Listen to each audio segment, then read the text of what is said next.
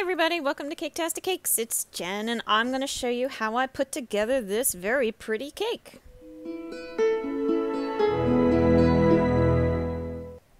Okay, I'm going to show you what I did with the cake first. I had a cake, I had 6 inches, I made 3 of them, stacked them all up, put them in the fridge with some icing on them, let it harden up.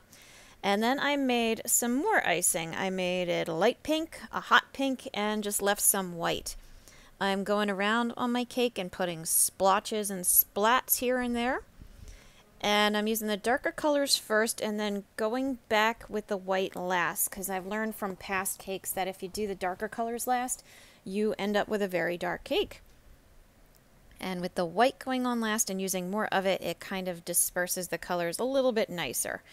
So once you get it all shaggy and covered up there, then you start smoothing everything out, making it nice and tidy.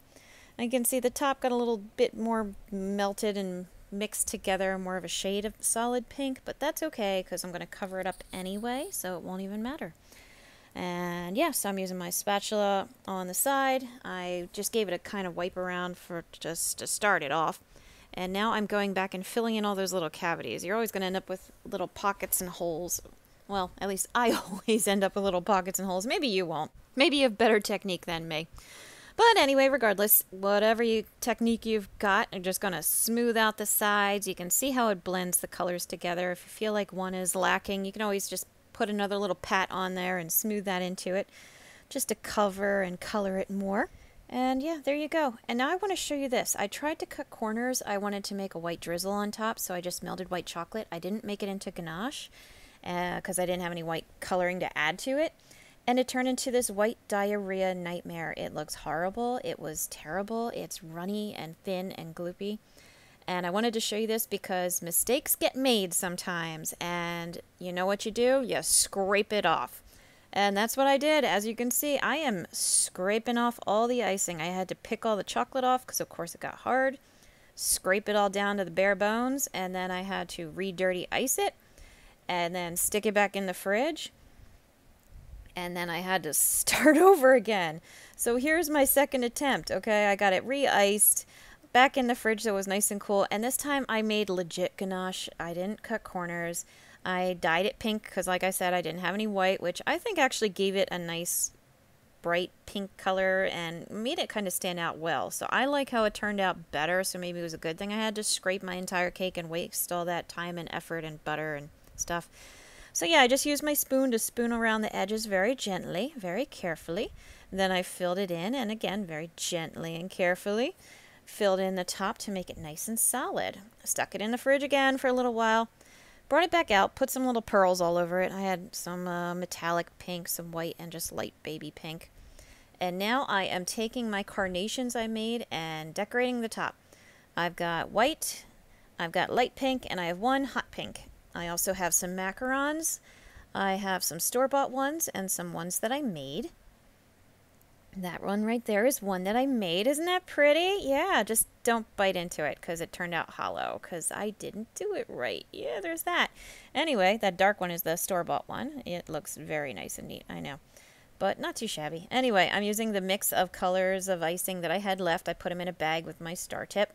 Open star tip, and I'm just piping little circles on, putting little blobs on to hold my carnations in place. And yeah, I got some meringue cookies that I made. I have some of those tall stick cookie things. I think Pepperidge Farm makes them or something that are really good. So I'm going to stick those in my cake. I'm adding some more of those little swirly, I don't know, I'm going to call them Hershey Kisses of icing.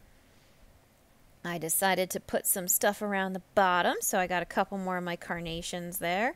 I'm kind of moving them around before I ice them down. You want to do that if you're not sure. I also did it for the top before I had gotten started. I just didn't, show you the footage of me moving flowers around on top of the cake. So I got my carnations, I've got my other little macaron that I made, and it tasted really good. I gotta say, even though they didn't come out proper, they tasted really good. We had no problem eating them. Anyway, back to the cake. Adding a few more pearls since now I knew where on top everything was going to sit. I had made some pilot holes basically with the broken cookie sticks, I'm going to call them, in the back there. So I was afraid if I shoved real hard that they might break off in the cake and then I'd be kind of stuck. So stick a couple macarons on it, a couple of my meringue cookies on it, put some on one side, and I'm like, oh, how pretty is that? You know what? It's a little boring. I'm going to put some on the other side too. So I added some more icing to make sure my macarons didn't fall off the cake. Put some on the other side. Once again, anchor it down with a little bit more of my icing. And really just kind of fill it in. You want a lot of depth, a lot of different shapes, different shades, you know, different heights. And yeah, it turned out really pretty. So there you go. That's how I put it together. And thank you for watching this. If you would please like and subscribe, that would help me out. I have videos for how I made the meringue cookies as well as the carnations. You can check those out. If they're not out, they will be soon. And as always, guys, thank you for watching Caketastic Cakes.